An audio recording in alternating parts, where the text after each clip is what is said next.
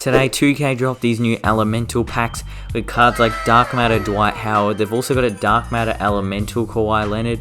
They've also got a Hero Dark Matter Michael Jordan, who's going for like 2 million MT right now, along with a regular Elemental Michael Jordan Dark Matter. And they've just got a bunch of really good Opal cards in this set, and pink diamonds, and some hero cards too. And today I'm going to be showing you guys the best Snipe filters you can use to pick up these cards for cheap and make loads of MT. The first filter is really simple. Just set your max buyout to 500 MT. It doesn't really matter if you're going to be seeing elemental cards or not. This is more just for making MT.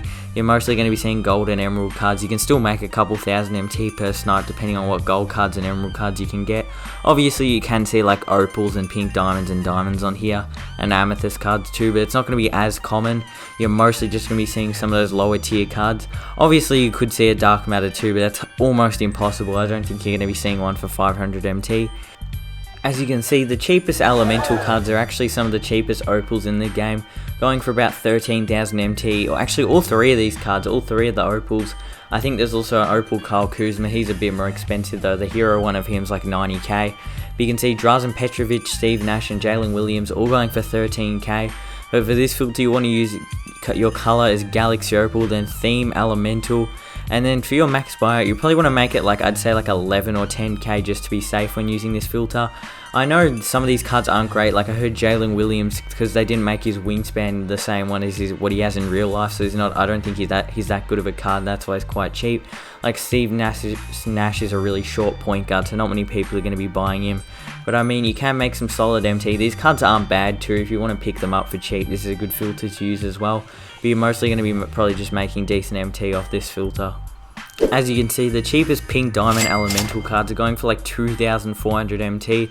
They're basically dirt cheap at this point in the game, pink diamonds, so they're not really worth like sniping to add to your team. They're more just good for making MT.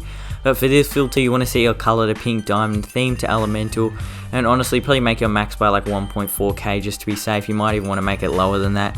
People are just chucking up pink diamonds for super cheap. You should be able to see them somewhat frequently.